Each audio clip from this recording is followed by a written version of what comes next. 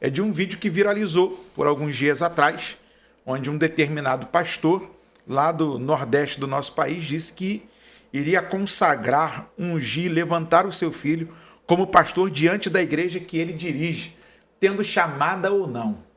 E aí? Isso é muito forte. Bom, vamos partir do princípio daquilo que a Bíblia fala, né? Você citou Paulo escrevendo o filho na fé Timóteo, no mesmo capítulo 4, se eu não me engano, está aí no verso de número... Dá uma olhada aí para mim, Paulo. No verso 5, o que está escrito aí na King James? 1 Timóteo 4, 5. Propondo essas coisas aos irmãos, serás bom ministro de Jesus Cristo, nutrido com as palavras da fé e da boa doutrina que tens alcançado. Também é um princípio para se consagrar, né? O problema é que a gente tem que diferenciar ministério de empresa, né? Na verdade, ministério não é nepotismo. Apesar de você pode também ter um filho, você ser pai de um filho que tem chamado pastoral.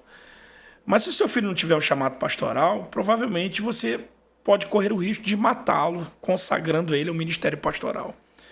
Então, assim, como na antiguidade, o sacerdócio era passado de pai para filho, mediante a linhagem araônica e levítica, hoje, ministério pastoral não é genealógico. A gente precisa compreender se a pessoa tem um chamado para exercer tal função de extrema importância na igreja e de extrema importância no reino de Deus. Agora, se alguém trata a igreja como nepotismo, se alguém trata a igreja como uma empresa, então você vai consagrar o seu filho para dar perpetuidade à empresa que você está liderando ou que você está gerenciando. Que nem é uma questão de liderança, é uma questão de gerenciamento às vezes também, né? Eu tenho, por exemplo, um filho que é o Anderson Ferreira, e desde o ventre da mãe a gente já entende, pelo posicionamento dele, pela postura dele, pela forma dele tratar a igreja e a resposta que a igreja dá a ele. Que, na verdade, a igreja precisa aprovar. É muito interessante isso, né? Falando aqui sobre isso, nós somos considerados ovelhas do pasto, né? Do bom pastor. Jesus é o nosso sumo pastor. Então, quando a gente trata dessa comparação de ovelhas e pastor, você sabe que os animais são eles que escolhem os seus donos, né? Sim. Então, não é o dono que escolhe o bicho, é o bicho que escolhe o dono. Então, assim, a ovelha que escolhe o teu pastor. E, às vezes, a igreja tem o pastor que merece, porque é ela que escolhe. Então, assim, infelizmente, o rapaz emocionado, eu não sei quem é, apesar de saber, mas não vamos falar aqui, em off.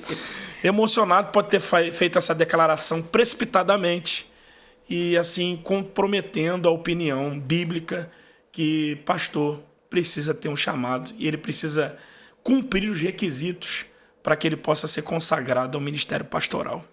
Na verdade, a gente é de uma época que a galera era primeiro selecionada, anunciada em reunião de ministério. Em algumas igrejas. Provados.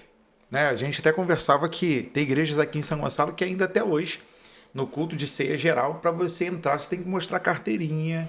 Não é chegar chegando, bater na porta e sair entrando. Não, e assim, em alguns lugares ainda tem essa questão de você separar, e nessa separação ele fica sendo observado até o dia da consagração. Então eu fiz parte de uma igreja que tinha um conselho de obreiros que visitava a casa do candidato, fazia uma entrevista com os filhos do candidato, a entrevista com a esposa do candidato, e depois sim fazia a danada da sabatina, né? Para que ele pudesse ser aprovado ao ministério pastoral. Mas, se o querido pastor acha que ele tem que consagrar, empurrar a consagração do filho dele a goela abaixo, de Deus, da igreja e da própria Bíblia, então, assim, ele deve estar assumindo uma grande responsabilidade, né? Que talvez possa acarretar até prejuízo na vida espiritual do garoto. Não é mole não, gente. Para ter, de fato, sobre os seus ombros a responsabilidade pastoral hoje, primeiro você precisa ter o chamado da parte de Deus. Senão... Eu ainda sou da época, não sei vocês, aí também, né? Que você primeiro era separado auxiliar. O que era auxiliar? Um pré-obreiro. Um pré-obreiro. Depois você era diácono. Depois de diácono, presbítero. Depois de presbítero, evangelista. Depois de evangelista, de repente morrer até como evangelista. Que tem pastor que consagra presbítero, ele não vai pastor só quando ele morre. Quando ele está morrendo, consagra ele pastor para honrar ele, a memória dele, a família.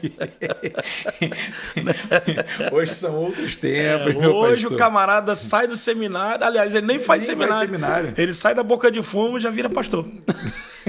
Quando ele mesmo se consagra. Ele mesmo se consagra. Eu sou auto-ungido.